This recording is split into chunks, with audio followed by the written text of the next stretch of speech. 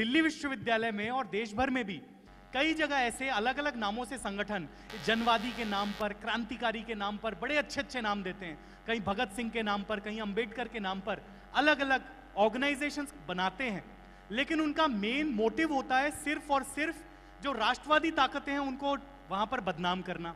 अब आप अगर इस पिंजरा तोड़ नाम के संगठन, ये संगठन भी क्या कहेंगे, कुछ लोग साथ में आकर उसको चलाते हैं, उसका अगर फेसबुक पेज ही खाली देखेंगे तो आप देखेंगे कि अगर टोटल उनके 100 पोस्ट होंगी तो शायद 100 में से 90 पोस्ट सिर्फ और सिर्फ एबीवीपी के खिलाफ होंगी। लगातार वो सिर्फ और सिर्फ एबीवीपी को बदनाम करने के लिए, राष्ट्रवादी ताकतों को बदनाम करने के लिए लगातार वो लिखते रहते हैं, बोलते रहते हैं।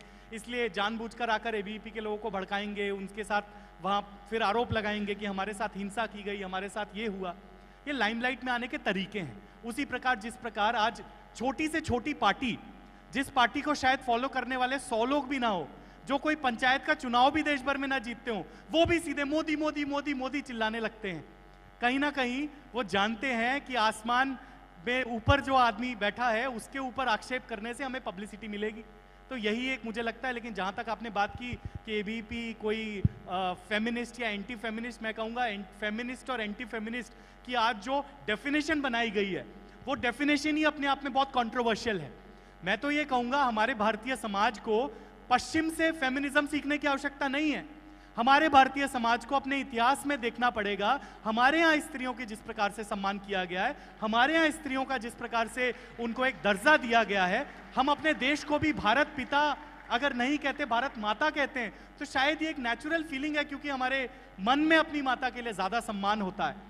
और बीच के गुलामी के कालखंड में अगर हमारे समाज में बहुत सी गड़बड़ियां हुई हैं, हमारे समाज में जहां यत्र नार्यस्तु पूज्यन्ते रमन्ते तत्र देवता कहा जाता था, अगर वहां आज स्त्रियों के साथ अत्याचार हो रहा है तो उसे ठीक करने की जिम्मेदारी हम सभी की है, पूरे समाज की है। और निश्चित रूप से जब युवा पीढ़ी आगे आएगी और बढ़ेगी तो मुझे निश्चित रूप से विश्वास है कि आने वाले समय में इस समाज में जो गैर बराबरी है और जो गलत मानसिकता और गलत तरीका का व्यवहार, फिर चाहे वो फीमेल इन्फेंटिसाइड हो, चाहे वो डाउरी डेथ्स हो, ये सब ठीक करना पड़ेगा हमें।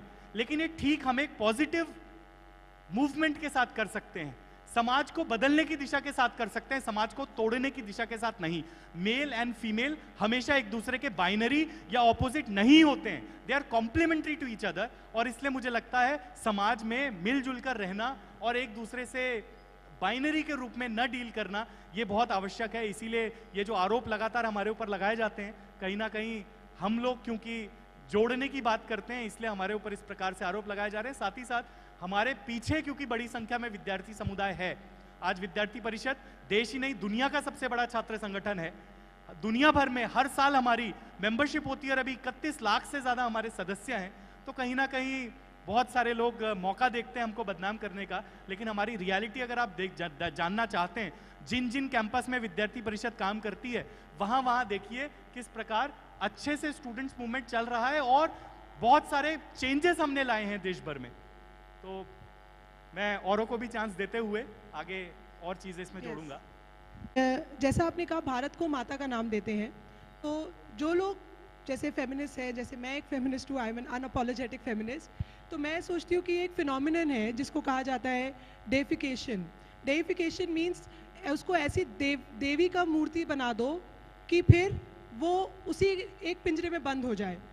तो माता का नाम दे के आपने उसको सेक्रेट बना दिया, मगर अब सेक्रेट इतना कर दिया है कि अब वो कह नहीं सकती कि भाई मुझे छोड़ दो।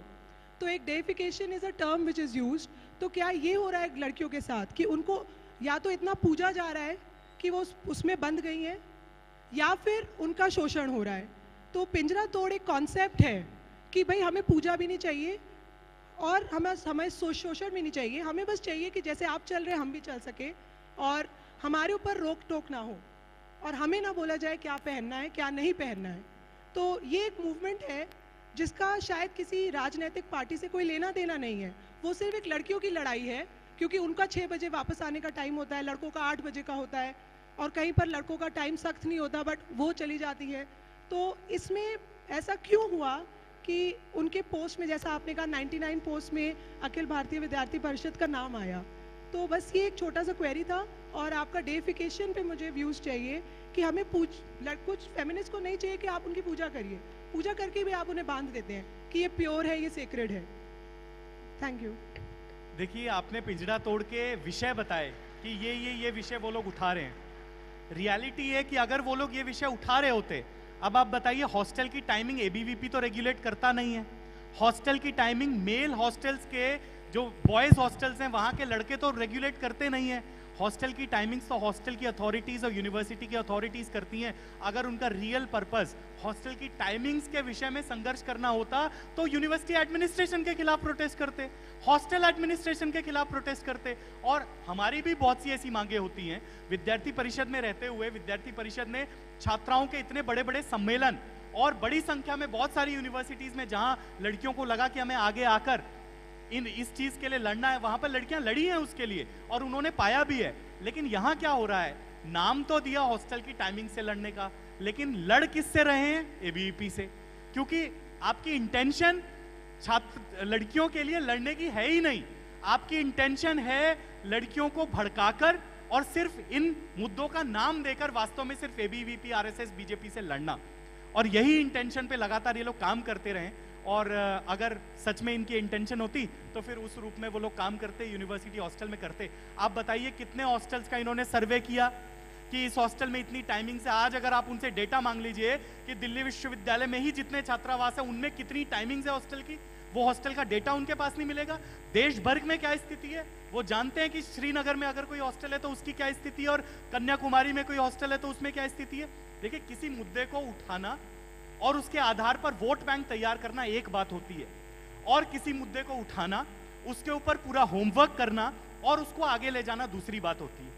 मैं आपको एक एबीवीपी का एग्जांपल देना चाहूंगा कि हमारे यहाँ हमारी पद्धति में किस प्रकार स्टूडेंट मूवमेंट में इश्यूज को लाया जाता है और उन्हें अंत तक ले जाया जाता है। विद्यार्थी परिषद ने देश भर में SC/ST हॉस्टल्स का सर्वे किया।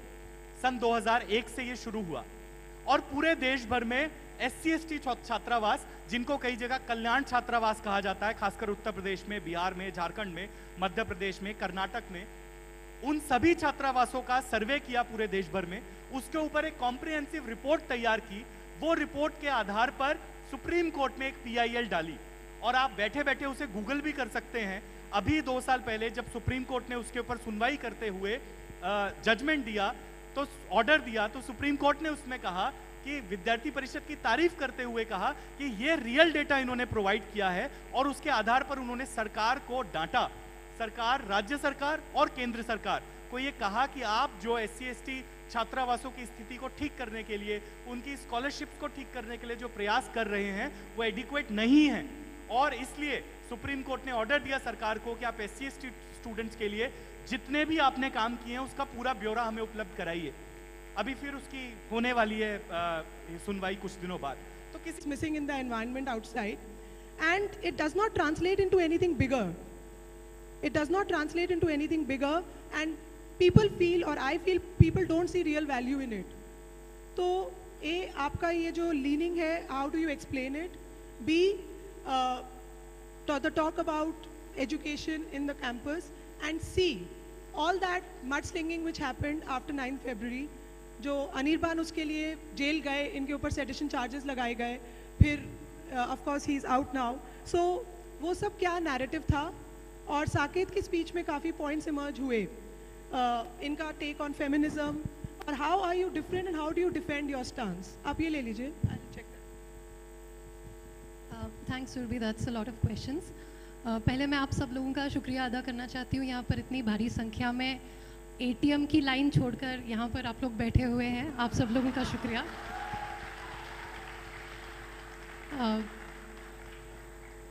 हम एक काफ़ी दुखद कॉन्टेक्स्ट में, अगर आप देखें, ये चीज़ हो रही है, ये जो इवेंट हो रहा है, और करीब 50 से ऊपर जाने जा चुकी हैं। ना सिर्फ डिमोनेटाइजेशन की लाइन में, आज कानपुर में आप लोग जानते होंगे एक ट्रेन का एक्सीडेंट भी हुआ है। तो इस सब का बहुत दुख है जो जाने जा रही हैं। इस सब के बीच में एक और चीज़ जो आप लोग जानते होंगे कि हमारे ही यूनिवर्सिटी के एक साथी नजीब, जो एक न्यू स्टूडेंट थे, 38 दिन से गायब हैं। इनफैक्ट उनकी माँ आज इसी शहर में है, लखनऊ में है। वो आज वो जगह जगह जा रही हैं, चीफ मिनिस्टर से गुहार लगा रही हैं। और इस संदर्भ में मुझे कुछ भी बोलने से पहले आज शायद पहली बार डर महसूस हो रहा है। ये डर जो है ये हमको 9 फरवरी के टाइम पे जब लोग चिल्ला चिल्ला के बोल रहे थे कि जेएनयू वाले एंटी नेशनल हैं, इनको ऐसा कर दो वैसा कर दो, तब भी बोलने में डर महसूस नहीं हुआ। लेकिन आज कहीं ना कहीं ये डर महसूस हो रहा है कि यार अगर हम लोग, हमारे जो मंच पे बैठे साथी हैं, इनके पीछे एक बहुत बड़ा ऑर्गेनाइजेशन है जिसका नाम है अखिल भारतीय वायलेंस परिषद, इनके पीछे वो ऑर्गेनाइजेशन है। आज सच में बहुत डर लगता है बोलने से कि कल को कहीं हम गायब ना हो जाएं, हम रोहित वेमुला की तरह जान देने पर मजबूर ना हो जाए। और साकेत जी आपकी मीठी मीठी बातों का बहुत शुक्रिया करते हैं, आप बहुत सरलता से बात रखते हैं, लेकिन आपकी मीठी बातों से कहीं ना कहीं ये जो घाव है, जो रोहित वेमुला की डेथ से, जो जिसको हम इंस्टीट्यूशनल मर्डर कहते हैं, जो नजीब के डिसअपेरेंस के घाव है, ये मिटते नहीं हैं। मैं साकेत जी ने एक जो टर्म इस्तेमाल किया डिज़ाइनर फेमिनिस्ट, इस शब्द को कंडेम करना चाहती हूँ। और बेसिकली यही रिग्रेसिव एटीट्यूड है जो रिफ्लेक्ट होता है जब आप पिंजरा तोड़ की रैली देखते हैं। फॉर एग्जांपल उन पर एबीवीपी के कार्यकर्ता, and this is all on record, I am saying this with responsibility, वो उनको देखकर जब रात को वो लोग रैली करते हैं, 100 रुपये का नोट इस तरह से अपनी ज़बान पर लगाकर उनकी तरफ फेंकते हैं। This is that kind of attitude that's a designer feminist. Whether I want to be a designer feminist or I want to be a non-designer feminist or whatever I want to be, I think that choice should be left to me. And the ABVP hooliganism on campuses, it doesn't stop at Pinjra Tod. There is a screening Ram ke naam, there is a screening cast on the menu card, they blockade, they do violence outside it. It's just become a routine. In fact, I'm carrying with myself a list which I have just handed over to Surbhi ji, which is an entire list of, violence by Akhil Bharatiya Vidyarthi Parishad members. And this violence, I mean, I don't want to take up a lot of time reading this out. I mean, this is all, you can find this from news sources and everything. But what I want to say really here is that I come from a university, because you raised one point of about whether student politics is necessary or not. I would like to address that briefly. I'm proud to be from a university where we have all shades of political opinion, from far red to far saffron and blue and rainbow and everything. We have everything, and that is how we imagine the society to be. That is how we imagine India to be. That is how we imagine the world to be, where everyone has a right to speak. And, well, this might sound utopian. I am ready to confess guilty to that charge, that the world that we dream of, it may be too perfect, yes, but then, in the words of John Lennon, you may say that I'm a dreamer, but I'm not the only one, and I'm sure that there are other dreamers who dream of a better world.